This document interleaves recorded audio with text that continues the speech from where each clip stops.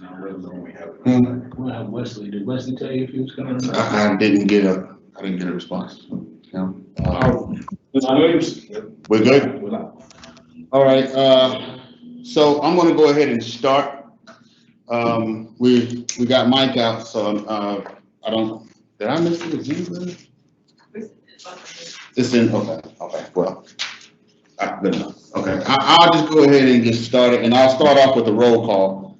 I'm Chris Williams, Mayor Pro Tem, and I'm gonna see if, Councilman Hudson, you on the line anywhere? Councilman Hudson? Going once, going twice? All right, then we'll go to Councilman Jefferson. I'm here. And Councilman Johnson, I'm here. All right, we will proceed as we do have a quorum. And the first step will be, we're going to go ahead and start with, I'm trying to make sure I got the org right, bro. What's the, yeah. Yeah, we're gonna go ahead and go with Patrick. If you would, start with Rosine's High Point. Okay, sure. Thanks, everybody. I appreciate your having me back. So I guess a continuation of the conversation from last month about the idea of sanitation stations to improve hygiene for our homeless individuals here in High Point. And this conversation or the idea came out of Resilience High Point, but technically the Hayden Harmon Foundation is the one that submitted the grant for the CDBG coronavirus money. And we'll be sort of overseeing the project. So I got a brief PowerPoint and I'm going to try to share. Hopefully this will go all right.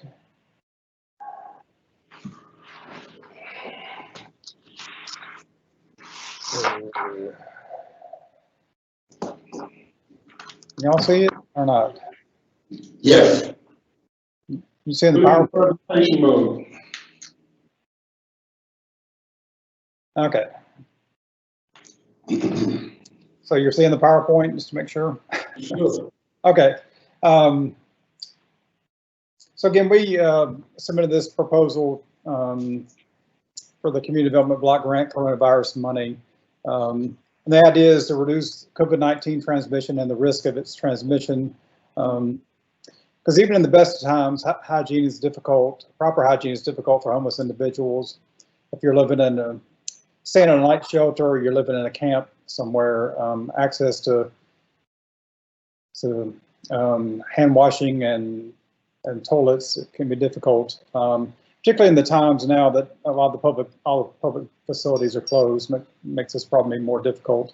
And so we do want to place these stations where people actually will use them. So there's definitely going to be a learning process for all of this to find out the best locations. So we're going to have to be learning things as we go along. But these are fairly simple, but also very important goals and objectives. I don't know if y'all saw in the paper recently, Open Door Ministries had about 8 or 9 individuals test positive for COVID-19. So we know this is potentially a serious issue with our homeless individuals. So what I've submitted and was accepted, the proposal, the idea is to operate the initiative for 3 months from late July, whenever we work out the mechanics and logistics of all this, to late October, so approximately 3 months. Going to set up an advisory committee to kind of guide the locations and to keep track of the effort. And some of these folks will be part of the homeless committee that Michelle McNair has been working with, and some other community individuals, just to get their insights and expertise on best locations and to handle problems as they come up. So I propose 6 hand washing stations and 2 portable toilets for this 3-month period, and they'll be serviced and cleaned daily. And we're also going to be stopping by periodically each day to make sure there's nothing amiss with various sanitation stations that are placed around the city. And a lot of this proposal is based on the Asheville experience. I had a good long conversation with a gentleman who's running it up there, and also got some of the financials from them. And so the whole proposal is really based on that experience and what they've learned has worked well and what has not worked so well. But they really haven't had any major problems, you know, with the vandalism or people doing crazy things. There are some problems they've had, but nothing that's not insurmountable. So Michelle McNair asked the homeless committee that the city's been organizing for a while, their suggestions on locations, and these are up here now. And so the first one is the intersection of Centennial Street and Washington Street. Of course, that's near Open Door Ministries. So this makes sense because you know they serve 3 meals a day, and so it makes sense that have it near there. Near the High Point Library, as we know, a lot of homeless folks around that area as well. Near the old Presbyterian home in the 5 Points area. Somewhere along English Road, that's a very vague one. And near the Bountiful Harvest Community Garden, Weston Ministries is definitely interested in a hand washing station. And then the other suggestion was the park on Washington Street. And this is the little park across from Becky's and Mary's. Some homeless folks that live under the bridge on MLK. But again, these are just tentative, and these locations have to be finalized with more discussion. And again, I'm sure as we're keeping track of use of it, we may end up moving some of these depending on what we're finding out.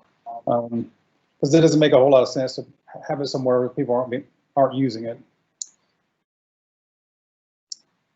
So I know a big concern with the CAC was maintaining cleanliness of the stations, because if they're not well maintained, kind of defeats the purpose of reducing the risk of COVID-19 transmission.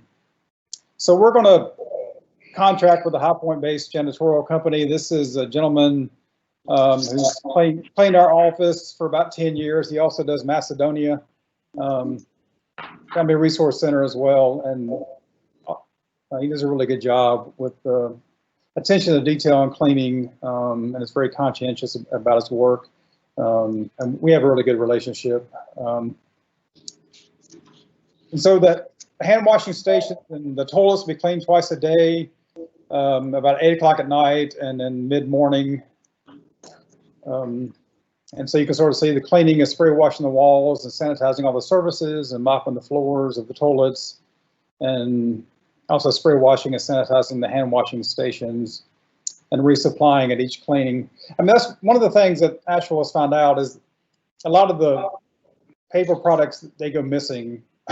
So they have to be replenished quite frequently, which is why they really need to be serviced every day, because that stuff is going to walk away, a lot of it. And so maintenance is really a critical part of this initiative. And again, I have AmeriCorps Vistas that work with me, and they're going to be part of their assignment is just to do some drive-by and just get a visual on if there's anything amiss at the various stations. And then we have plans to lock the portable toilets every night. But Asheville has had some interesting things happen overnight with people sleeping in the porta-johns, although that was earlier in the year, and they get locked from the inside somehow, and then just and strange things can happen at night, as we all know. So they've actually locked a few, not all of them up in Asheville, but a few of them that have been, and it seems like a prudent thing to do, just to not have to worry about something bad happening during the night. And so what'll happen is the portable toilets will be cleaned and then locked and then unlocked in the morning. So that's how that'll work.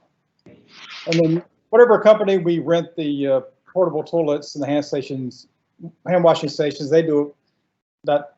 They'll be cleaned once a week as well, because they have different sanitizing solutions they use that are different than the typical janitorial. And of course, we'll be keeping notes and records of issues and things that are going on, and the resolution to report back to the city and other folks about how the initiative's going. So that's just kind of a quick summary of the program and what we proposed. So I don't know who has any questions. Got to figure out how to stop sharing. Okay. So you spoke about the people or the company that's going to lease the equipment to us. They'll be doing the cleaning once a week, and you said that they'll be cleaning done twice a day. And that's a third party you're gonna have to do that? Correct, yeah.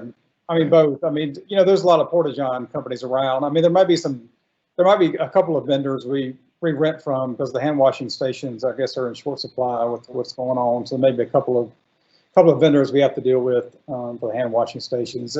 Yeah, and then the janitorial is another vendor I'll be contracting with. But I'll be, you know, overseeing the project basically. Hey Patrick, it's Joanne Carlisle. I have a question for you. With Asheville, where are they getting their funding for their stations? That's a question I have not asked. Go ahead. The reason I ask is it's important for us. I saw you're talking about doing this late July, and you know Mike's department obviously is going to have to monitor the funding as it passes through. So we're going to have a contract between what I'm picturing thus far on based on what I understand. Contract would be between the city and you guys for the proper use of those funds, and then you'd be, you know, I don't know, we'll have to have some kind of insurance. And I don't think the police chief and the police department really needs to be consulted because some of the things that are going to need to be addressed as far as their enforcement, whether these are all on public property, especially if there's some on private property, the enforcement mechanisms are going to be different. It's just a few of the things that cross my mind. Yeah, there are definitely a lot of logistical things to work out, you know, before these things get placed. Yeah, I mean, I can certainly reach back out to Asheville. I don't know if there's just, I get the feeling, because they did this fairly early when COVID hit, before there was CDBG coronavirus money or the CARES Act money. So it may just be coming out of, you know, typical city revenues. But it may be, I've been reimbursed now with the CARES Act money, but I can certainly follow up with that. But the city, I guess, I mean, the city contracted with, you know, somebody to place the units out, and then the city employees originally were doing the servicing of it. But it's just, I guess, such a headache for the city that they ended up contracting out the daily servicing of them, you know, to the same vendor they're renting the hand washing stations and the portable toilets from, to kind of smooth out that process. So. Is there any other questions for Patrick? No. All right. Thank you, Patrick. Do we need to make a motion to, well, I'm receiving a motion to approve anything here, or we just get some questions answered? Yeah, I just can't. This has already been recommended by the CDC, so you would ask back in the last meeting for him to come back, so we were honoring that request. Gotcha. But I thank you. I appreciate it. I think it's a great thing. Appreciate the efforts going into it from both organizations and y'all. So thank you so much. You're very welcome. All right, next up, it'll be, I guess we're going to talk about the discussion of the 5-year consolidate plan and turn it over to Mike McNair. as we transition over to that, I wanted to just sort of a related matter. There was a total of, you know, we had an RFP on the CDBG. Mm-hmm. We had a total funding request of $735,391. What was ultimately approved totaled $354,363. We'll have a, I found my file here.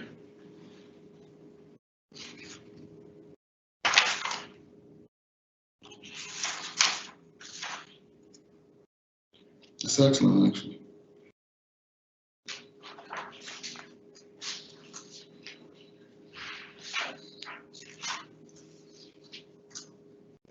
I guess you can teach those all the tricks. It's all off camera. Can y'all see me? Take the sausage and hear me.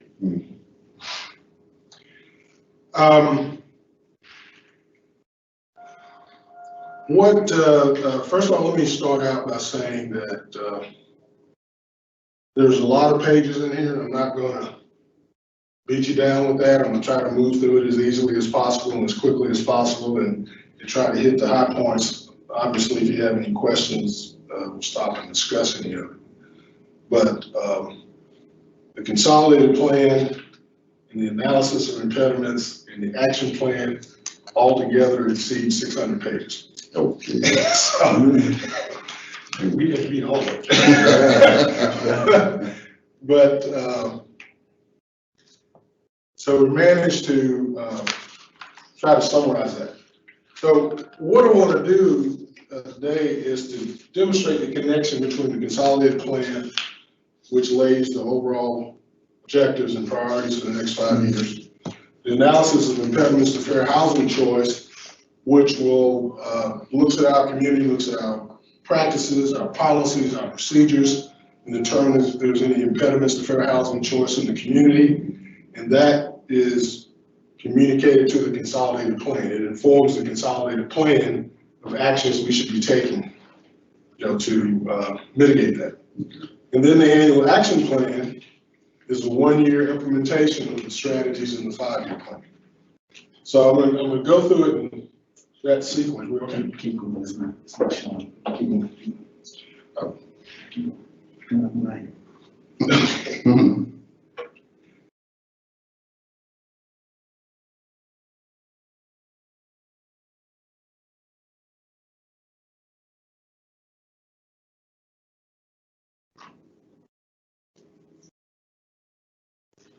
Mike, what were you saying about old dogs?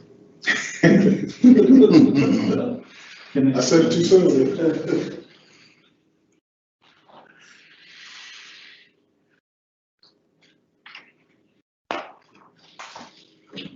Let me get a copy and I can keep on walking. You said it's, well, I mean, while we wait, I got a quick question for Greg.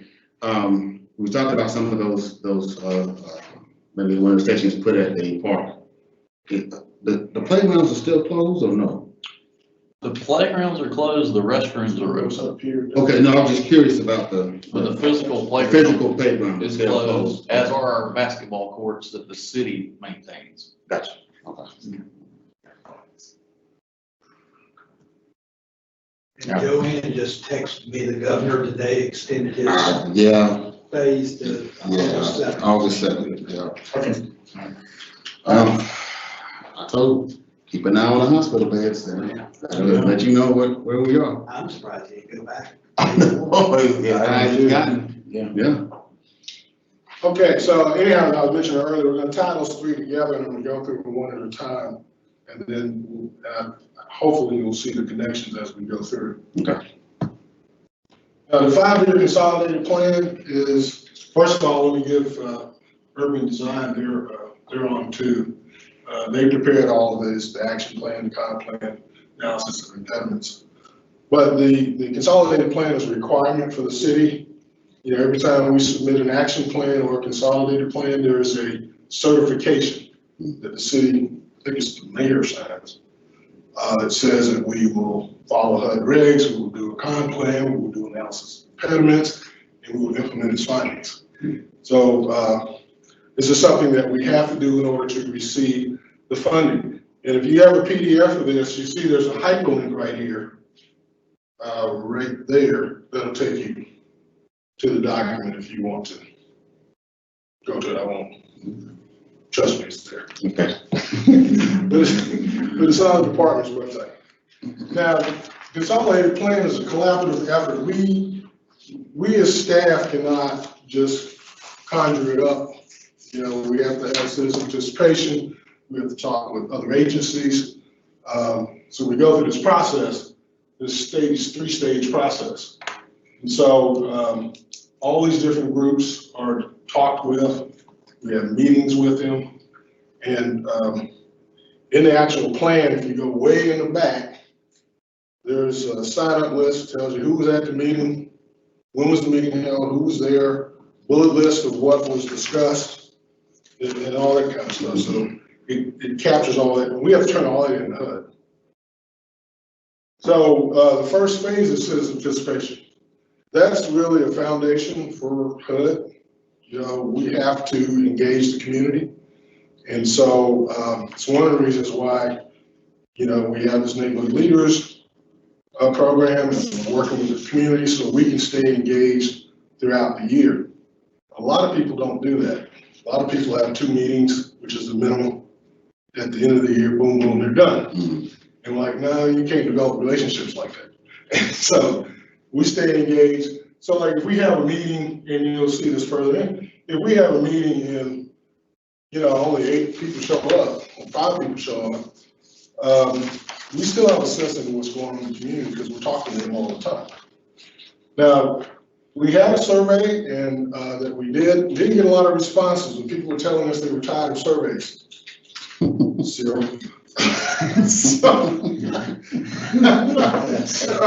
So we had a survey fatigue, but they still gave us some feedback. They said affordable housing was the biggest issue for them, walkability. You can see that. In the roundtable discussions, we talked to all these agencies. They just see their logos and other folks that fill in those different groups. We literally had meetings that were targeted. You know, this meeting's for homeless issues, this one's for housing issues, this is for special needs populations, economic development. And so we had those meetings. There were major findings, I should say, or these are summaries of the findings. And like I said, in the plan, go in the back of the document, you'll see, again, who was at those meetings and a bullet list of what was discussed. So this is really a very high level summarization. But housing, social services, and economic development were the big things. A lot of things, frankly, a lot of the issues that we have are long-term, so to speak. They're kind of, we're not going to fix them in 1 year, we're not going to fix them in 5 years. So a lot of times, if you look at the previous comp plan, you'll say, oh, y'all had that last time. Yeah, it's still out there. Yeah, because we don't have the resources to eliminate it. We can mitigate it, but there's just too much out there.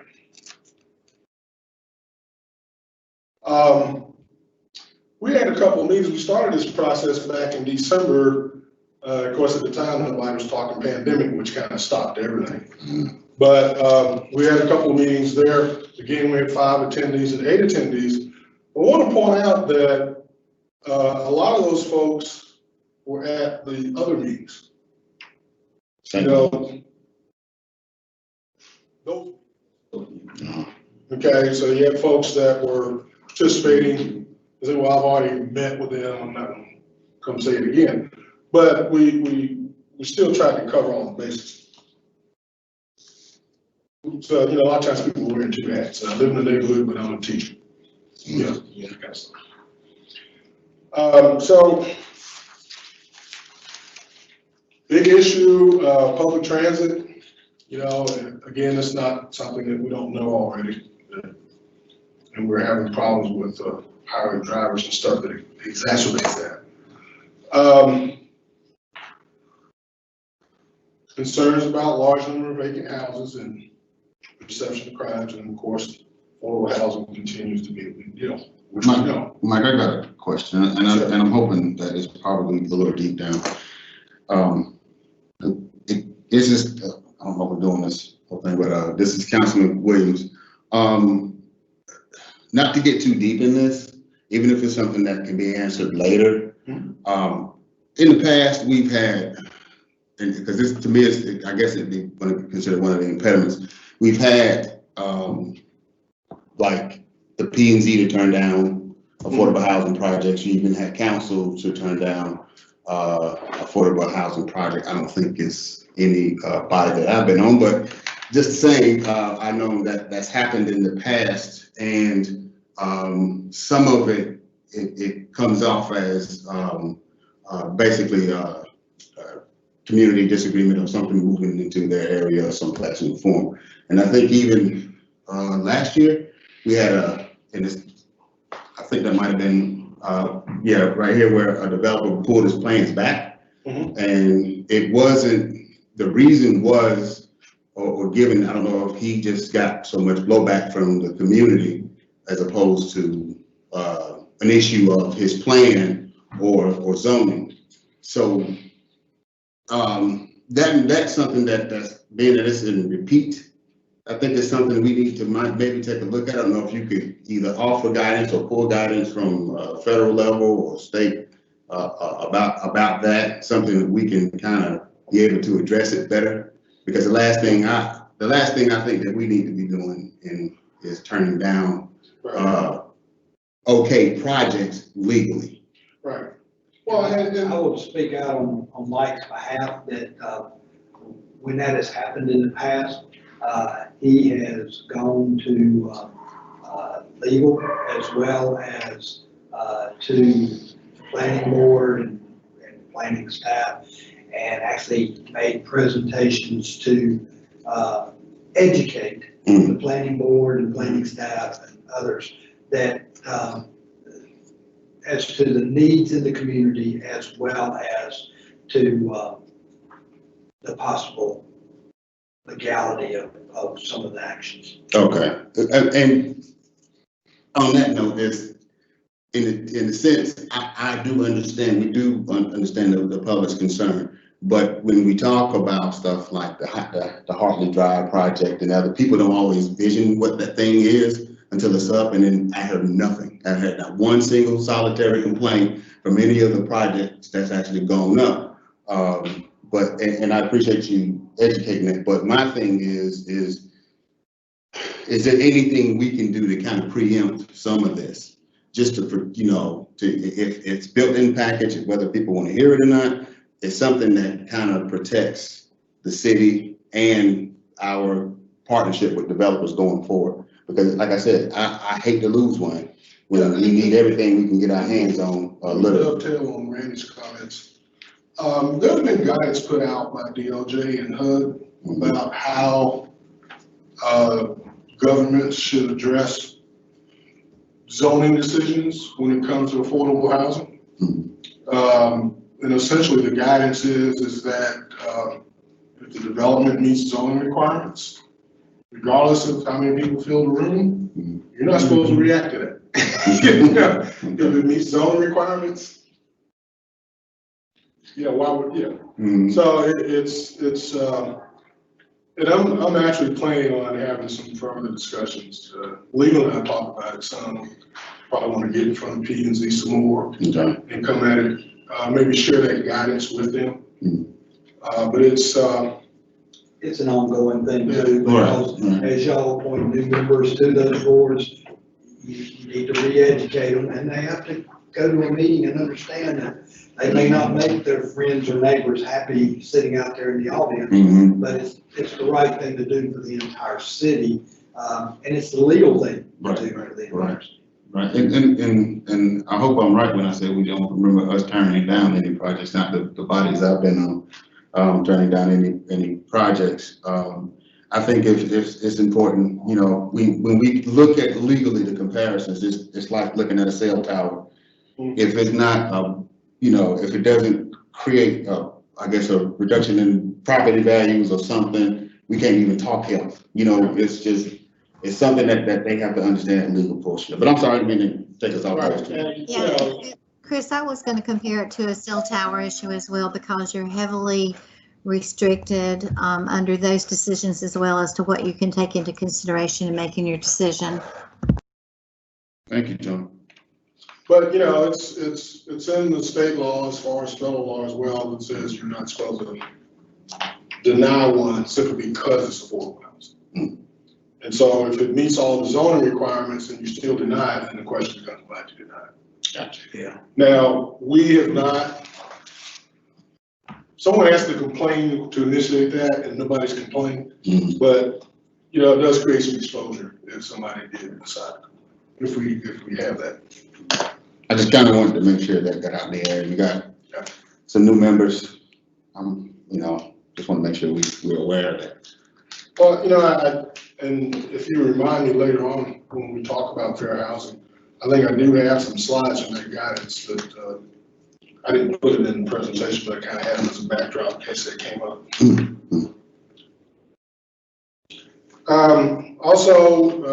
You know, we had issues of homeless services, social services, and infrastructure that people discussed in those public meetings as well. Now, when we go to the analysis phase, they're looking at basically 3 documents, 3 sources. You have the community housing affordability study that comes out of HUD, the American Community Survey, which comes out of the census. Then they're looking at local data, you know, Zillow and all that stuff to get a feel for what's going on in the marketplace. One of the things they also look at is where do low to moderate income people live in High Point? As you can see on this map, the yellow areas, the yellow census tracts, or census or block groups, excuse me, have greater than 51% low to moderate income persons. Now that doesn't, it's not necessarily a bad thing, you know, but that's just where they live. You can see that overall our low to moderate income percent is right around 47%, which you consider that low mod is 80% down. It's not unreasonable. I believe you're familiar with the poverty levels that we've all been reading about. And then the disability percentages, some of those folks are up in there. Let me just point out a difference. Talk about median household income versus median family income. Household income is looking at all households. Family is looking at all families. So you can kind of glean from that families seem to have higher, what do you do? Higher household incomes than just everybody out there. So, you know, in the current plan, they'll have the needs assessment, they'll look at the marketplace, and we develop these 5-year goals and projections. And the action plan, first action plan, is based on what's in the consolidated plan. And every project that we have in the action plan has to tie back to the consolidated plan. And these actually will have, and I'll show them to you, but I'm not going to dive into them too deeply, but there'll be like a code that says this is an HNS1 and this is an HNS2 that ties back to the consolidated plan. And that's something that HUD requires us to do. There has to be a connection. That's why when we get new funding, like the CDBG-CB, wasn't on the radar, wasn't in the plan. Had to amend it to put it in there. So, or if we get a Section 108 loan, wasn't in there, got to put it in there.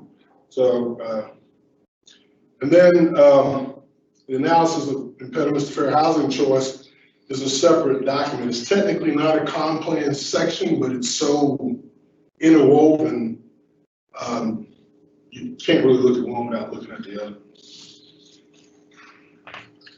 These are the 5-year goals and strategies cover these areas.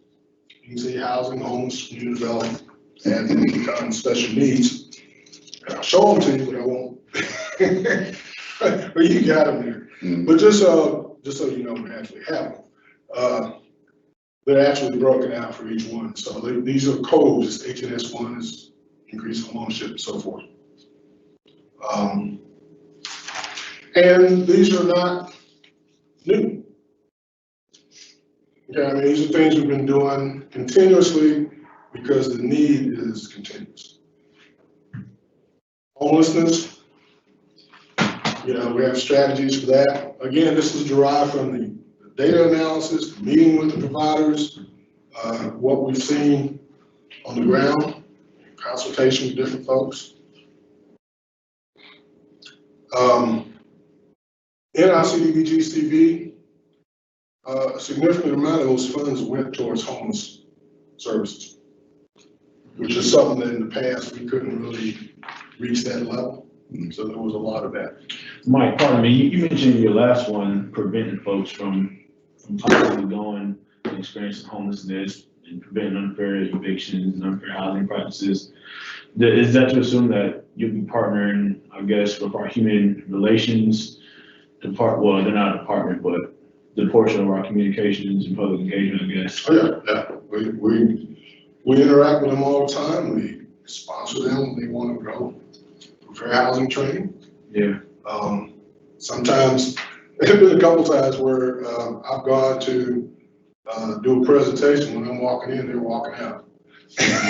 So there's a lot of overlap. Of course, they're dealing with the complaint side of it as much. We're dealing with it more from what's going on the ground, so to speak. So like with and where is it going type of stuff. So when we have multifamilies, they're required by the state to, deal with fair housing, deal with, special needs. One of the reasons that all of our tax credits have been in North High Point has kind of arisen out of a lawsuit that was filed in Texas some years ago, where Texas was jamming all of their tax credits into low-income neighborhoods, and somebody made a fair housing complaint and said, well, you're warehousing people. And so the response was people started saying, well, okay, we want to put them in higher opportunity areas, and they started having a priority for lower property rates. And that's why all of ours have been in North High Point. Used to be you could buy your way out of that, but they cut that out. And so, but I understand that there are changes coming. It's the scuttlebutt that I'm hearing that there's going to be changes coming in how they allocate those resources. Because right now, if we wanted to come to the core and do a tax credit, we're looking at something like Danny Brooks. Okay, where you have to use a different funding source, where it's a 4% rather than I don't want to get too jargonish, but that particular type of development requires more of a cash infusion because there's less tax credits available. And that's, we don't really do that very often unless we have a bond sale or something. So it's hopefully they'll get to a point where that's no longer a hurdle. You said you spoke of a change coming, scuttle of change coming. Is that changes to Councilman Williams again? Is that changes to like the impediments in the past, so far as the food deserts and so forth and so on? Yeah, the food desert really never was an impediment. It's what the issue was the way the developers look at these applications. All these things have points, they're extremely competitive, so they try to avoid losing points. So if your site is more than a mile away from a grocery store, which is automatic in a food desert. Well, I mean, but that's my thing. I was saying that they changed, even if they changed the definition, right? That could have alleviated some of that. Right. So I think the change is going to be around the possibility of mitigating that poverty requirement. Okay. And that would create more opportunities, especially if you can get it with the 9%. Oh, wait. When you say the poverty requirement, you're talking about that housing will be more mixed income housing? No. What I'm saying is that the preference by the state right now is that their sites are located in low poverty areas. Yeah. That's why we can't get them in the core unless we bring a bunch of resources into it. I like you just said from the federal government, they want them in areas of opportunity, but you're saying the state wants them in low poverty areas? Is that? Well, that's the kind of an equivalency. Low poverty areas are considered areas of higher opportunity. Because you have access. Oh, low poverty, sorry. Yeah. When you say low poverty, I'm you thinking said like. poverty Oh, flat. yeah. Low poverty, yeah. Low poverty. That's what the amenities are.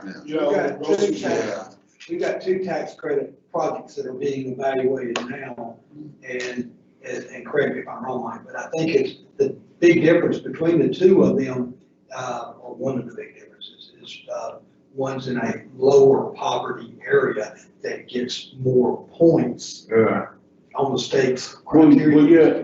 But see, my concern is that even with that change, Mike, if we start doing affordable housing in areas where there's higher poverty, where there's not grocery stores and where, just don't we start getting back into warehousing?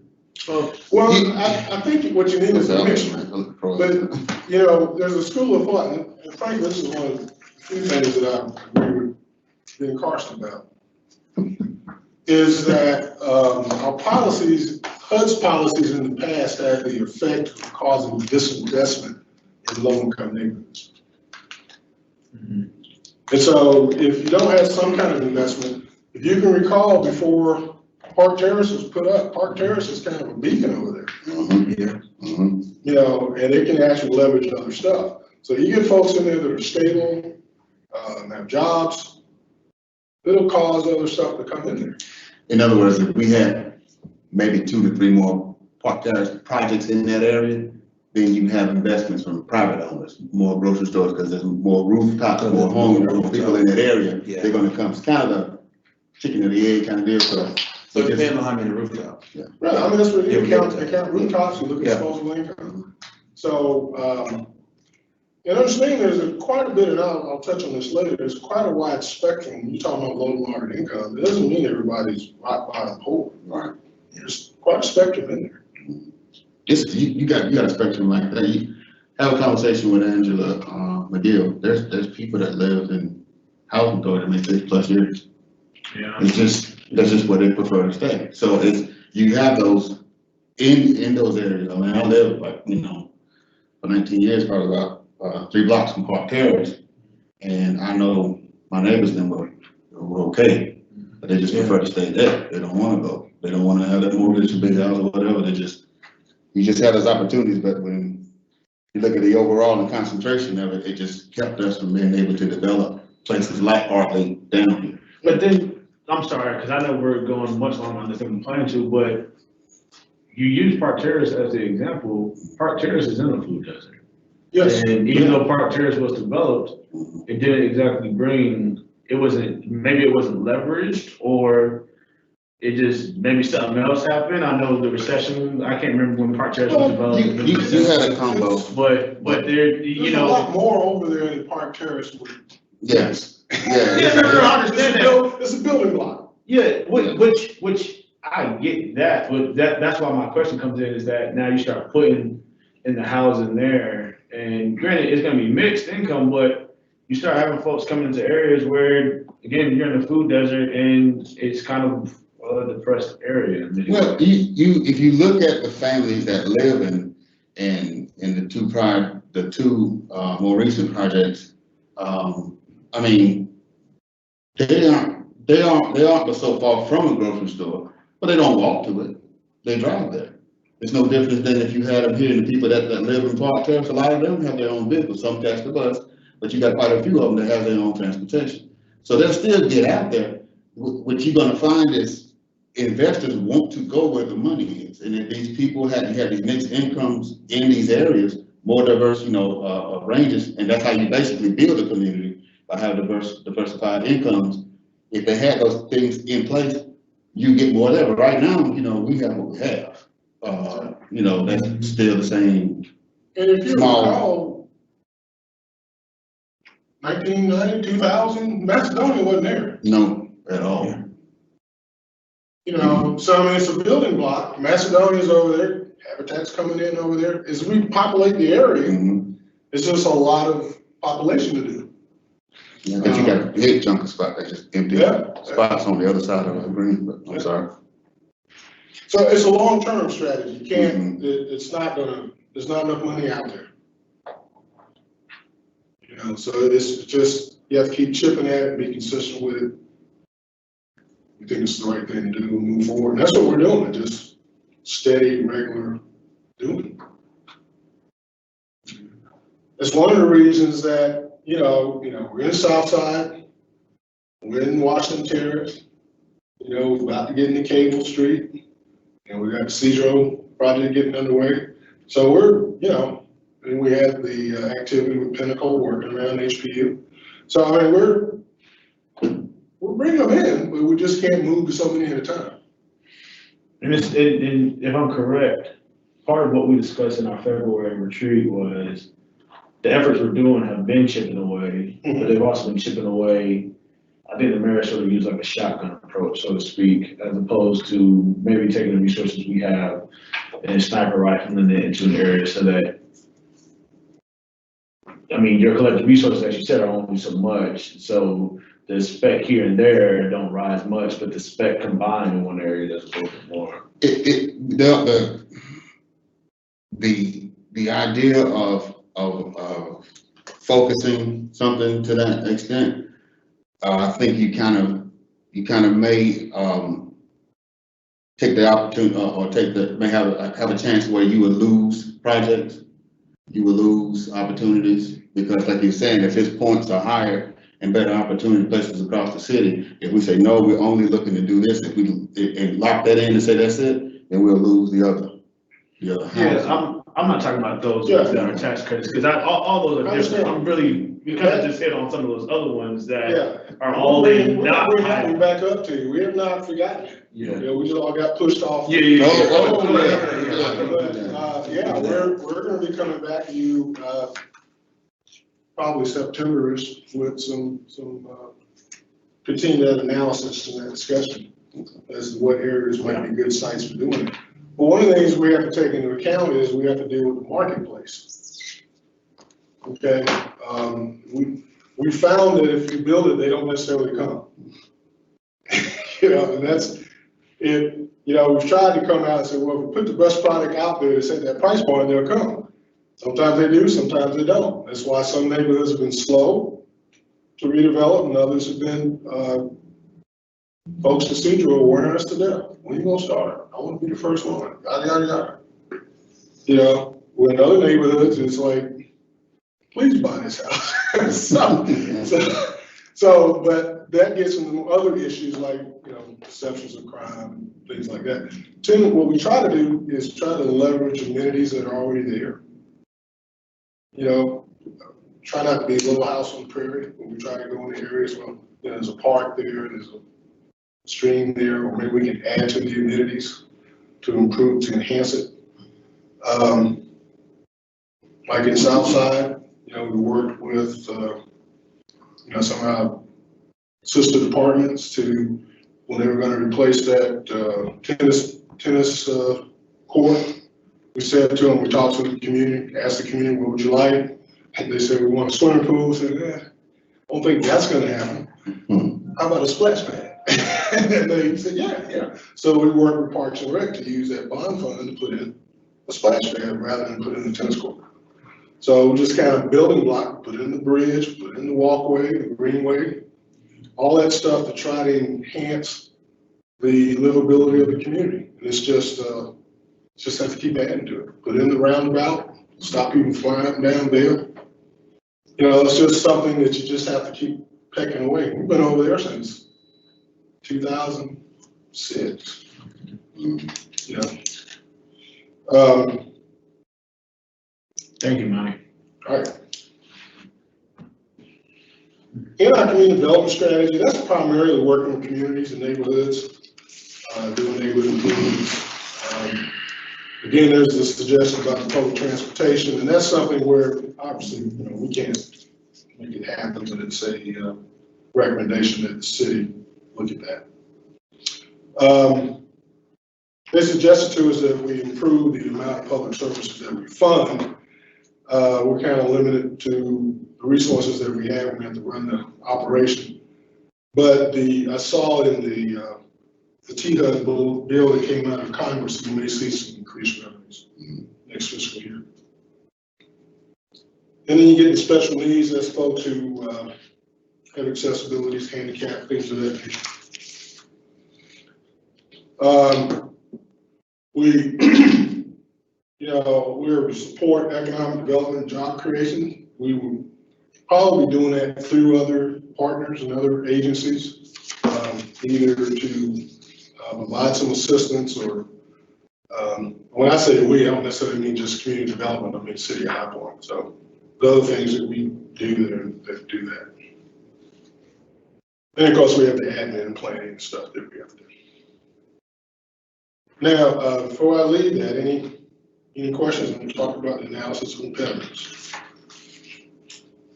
Okay. Just like the comp plan, we have to do the AI every 3 to 5 years. And one of the things that we certify when we submit our application to HUD is that we will affirmatively further fair housing. There's every once in a while you see a story about most of the HUD's fair housing action is against landlords and property owners, every once in a while, they come after a local government. And so, you've probably heard about the one in Westchester County, where they got in a lot of trouble. Well, I'll read this definition to you, just in case somebody is listening and can't see it. But affirmatively furthering fair housing means taking meaningful actions in addition to combating discrimination that overcome patterns of segregation and fostering inclusive communities free from barriers that restrict access to opportunities based on protected characteristics. So that gets into where the housing is, what kind of job opportunities out there, all that kind of stuff. So one of the things when they're doing the AI, they're looking at the availability of affordable housing. Where is it? What actions have we taken, or someone has taken, or is there a practice in the marketplace that keeps it from being here versus there? Do people have access to it? And then, so they really look at our, they'll look at our policies and procedures. They've looked at ordinances and things of that nature. One thing we always get dinged about is the state law that we can't do anything about. And that's, they always tell us that the requirement that you can't have more than 2 group homes in a half a mile, I believe. So it is half mile. Or 1 per half mile is, they say that's a fair housing violation. And we tell them, sorry, we can't do anything about that in state law. You need to take that to Raleigh. Yeah, so. But we get that kind of stuff. The consultants identified 5 impediments. Number 1 being there was a lack of affordable housing. Again, we do that. That's something that we work towards. Lack of accessible housing means that there are people out there who don't have handicapped access, ramps, bathrooms, things of that nature that are running into that. And then they talk about barriers limiting housing choice. And in the document, again, these are summaries. In the document, there's quite a bit of discussion about all of this. But physical, economic, and social barriers. The social barrier is the NIMBY stuff, not in my backyard. Mm-hmm. And it frankly amazes me when we have hearings what some people will come out in public and say into a microphone because they don't want that in their group. But they do it.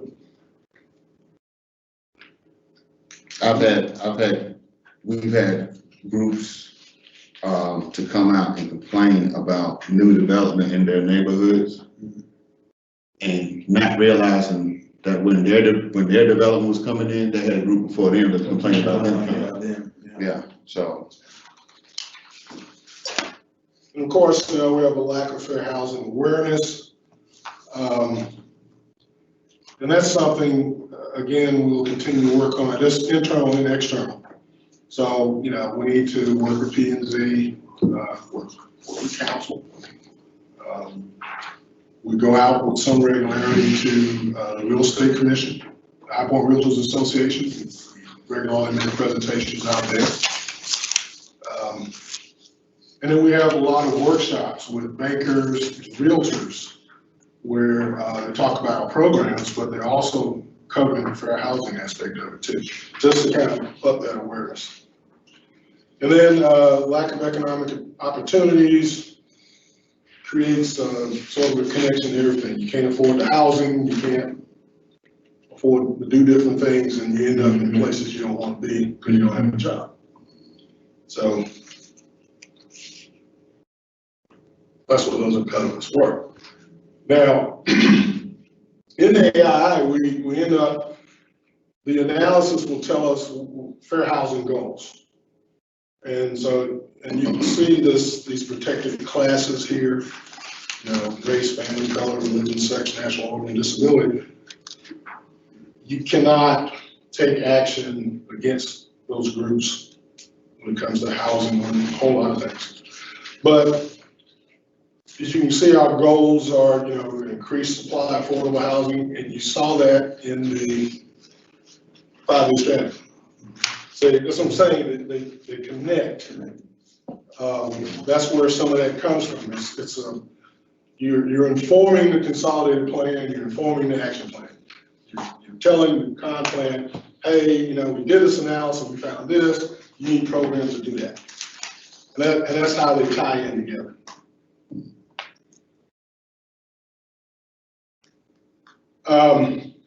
There's some issues that we're running into out in the marketplace. One that's really a pet peeve of mine is low appraisal values. We're fighting that one. Actually, I'll declare a little victory on that. The houses that we're building in Cedro are essentially the same houses we're building in Southside. Okay?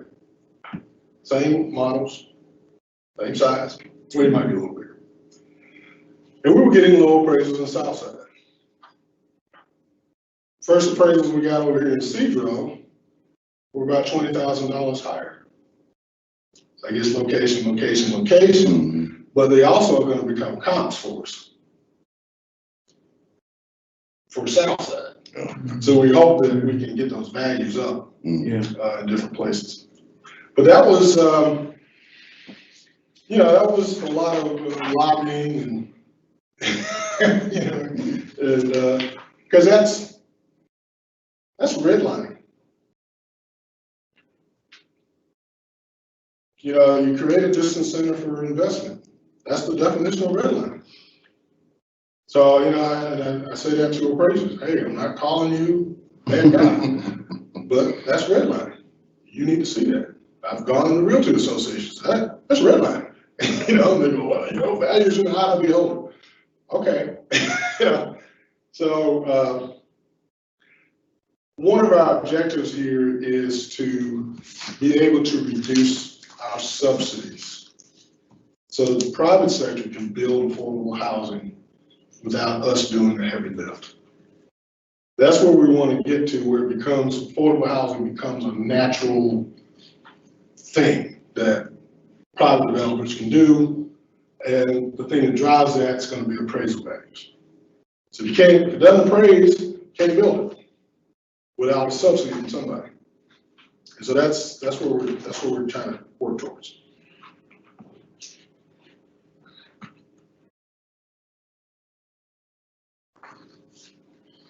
Again, activities to overcome impediments. You'll see a lot of this language in the actual projects and the goals: support, develop, affordable housing, mixed income, rehabilitation.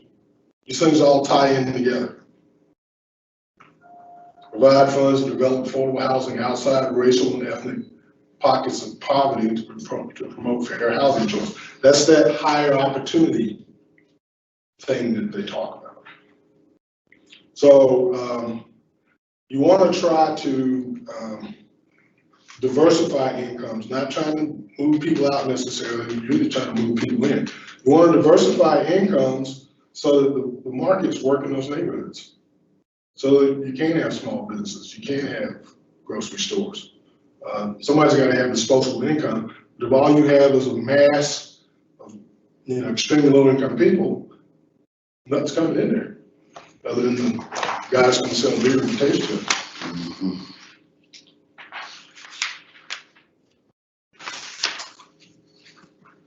So I'm gonna leave, this is really related, but I'm gonna talk about fair housing and affordability because they tie in together. And it's a different way of looking at the community. So you've seen these income guidelines before. These are the guidelines that HUD provides us every year. They're based on our numbers. They're not, when I say our, I mean Greensboro, High Point, MSA. It's not a national number. It's not like the poverty rate, which is a national number. This is our number, our marketplace, our people. So HUD issues these on an annual basis, and we have to use these as guidelines to qualify people for different programs. So like, for instance, we have that urgent repair program. The state wants that to go to people at 30% and 50% of the median. So we have to know which of those columns they go into. Most of our other programs, we can go up to 80%. But some programs are strictly driven towards that. In the tax credits, they get bonuses for offering rental units to people at the lower end of the spectrum. But one of the things I kind of want to dive into a little bit is this fair market rent. HUD calculates fair market rent. You can actually use the fair market rent to compare housing markets. So if you were thinking about moving to San Francisco, you can look up the fair market rent for San Francisco and actually use that to figure out how much money you need to make to live there. Okay. Now, the fair market rent is the 40th percentile of housing rents in our market. Ours is this is probably skewed a little high for us because it includes Greensboro. But that's fine. That means folks get eligible for more. It's also used by the housing authority and other agencies to set standards for what they'll pay. So it comes in that. But you can also take that fair market rent and evaluate how much money people need to make to live in our area. So fair market rents are in 5 categories: efficiency all the way to 4 bedrooms. You need to make $13.19 in your household to live in an efficiency. You need $14 to live in 1 bedroom.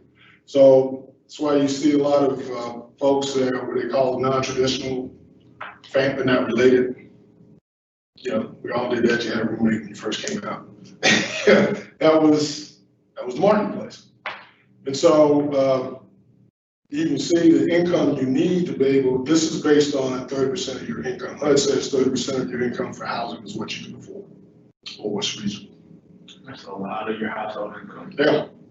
So a lot of people are cost burden. They pay more than 30%, which is a big issue for us. And you can see here that if you make minimum wage, you gotta make, you gotta work 70 hours a week. Or at least there's gotta be 2 people working 35. So it gives you an insight into the affordability versus what people make in our area. And look at it another way, you can compare what the income is. If you take that income chart that I showed you before and say, okay, at 80%, what can these people afford? Based on the FMR, if you're at 80% of the median, you can navigate the marketplace. You can basically afford safe, sanitary, decent housing if you rise at 80%. When you start going below that, get down to 50%, you can't afford anything. So then you have a choice with being cost overburdened, or you look at substandard properties, or you live with somebody else, or you're overcrowded.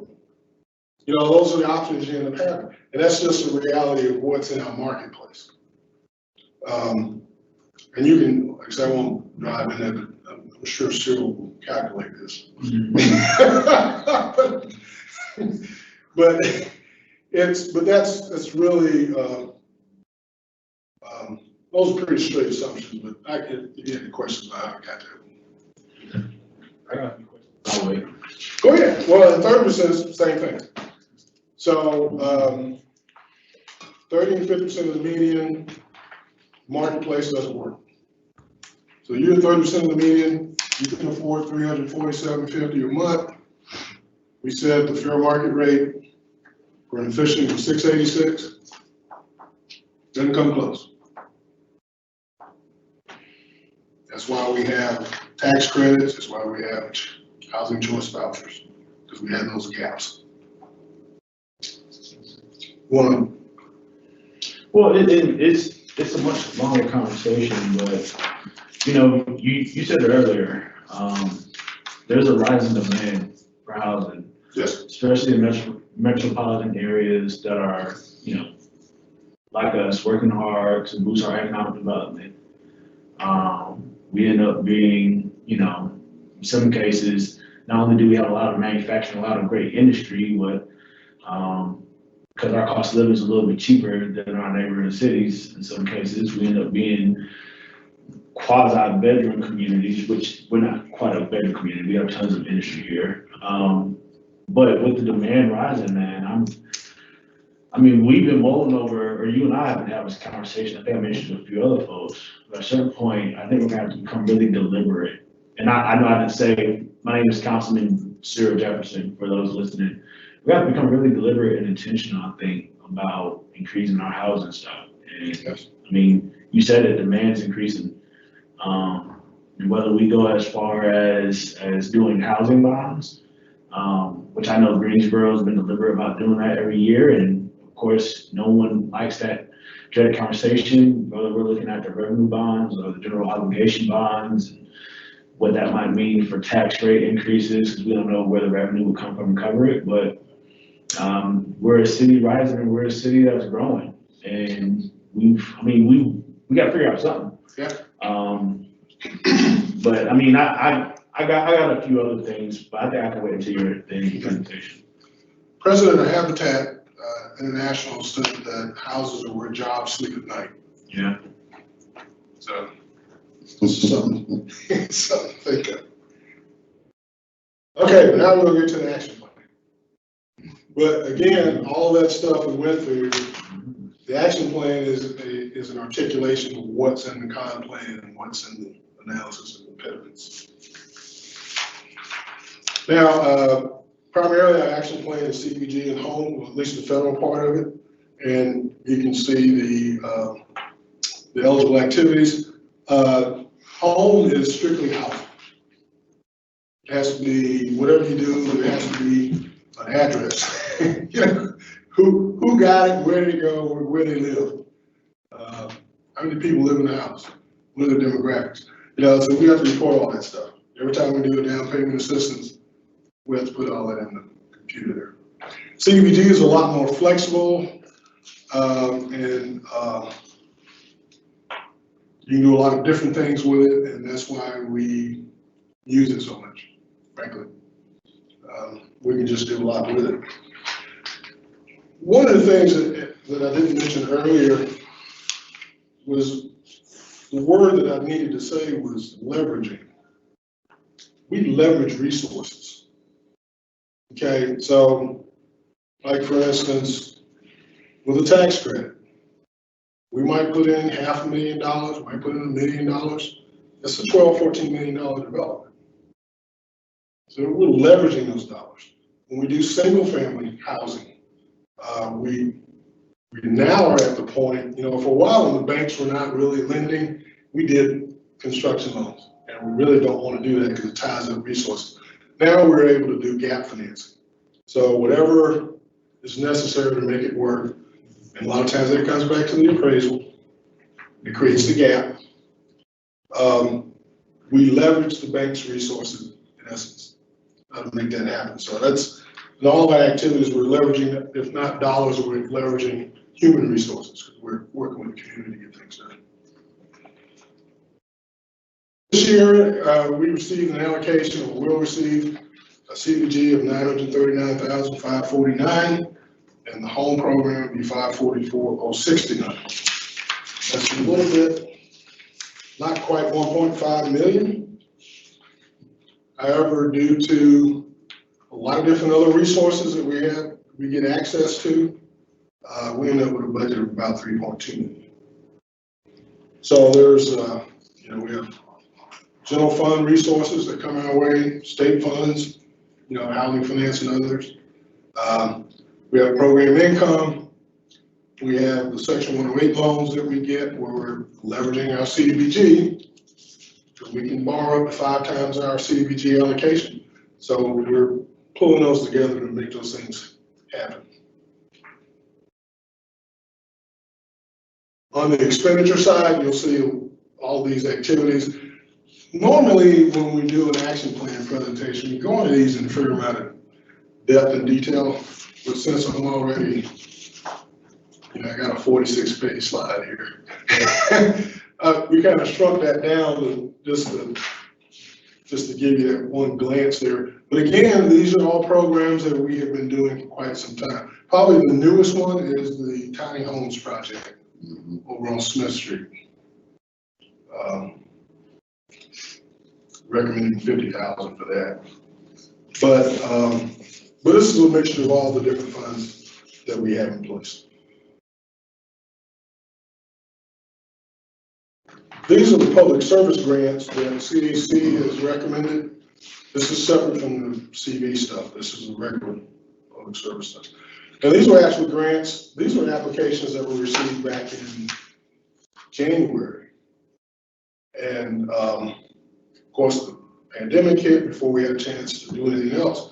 And the CAC decided that, because we had some discussion about what do you want to do? Do you want to throw all that out, start over? What do you want to do? Because it's been 4 or 5 months. And they decided that, no, let's, these folks put in this work, prepare these applications, let's honor that. And so these were the recommendations that they made from the public services.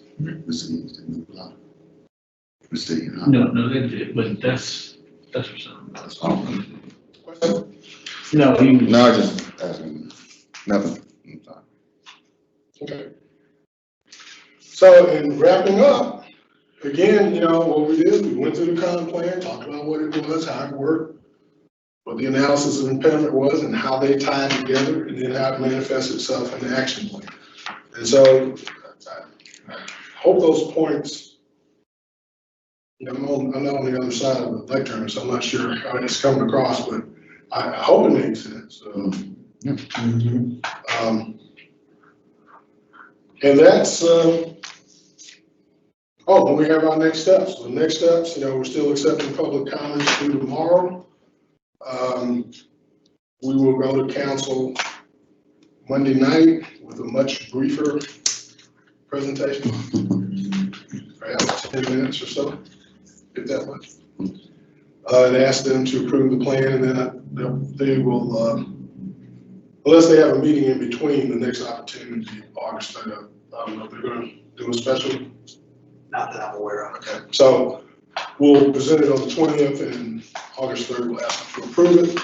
And we've asked HUD to give us, delay in the submission date because of the pandemic. So that'll go on to HUD no later than the 16th, and then we'll start the fiscal year. All right. And that is all that I have, sir. And I would ask that you take a vote to recommend approval to the city council. All right, I'll take the motion. So moved. All right, so motion, I received a motion by Councilman Jefferson, sorry, long day, but I'm looking at it. Councilman Jefferson and second by Councilman Johnson. All right, there are no questions. All in favor say aye. All right, so, I gotta do the, yeah. So, got a question though. I got the other members of council on these sheets. Can I, that's not even, okay. All your committee votes. Okay, all right. So just double checking, wanted to see if Councilman Hudson joined us. I can't see it on the screen. Let me share. All right. But I'll keep it moving. Councilman Jefferson? Aye. Councilman Johnson? Aye. And Councilman Williams vote aye. So that's 3 and the motion's approved. Thank you very much. All right. Mike, can I ask a question before you leave? Sure.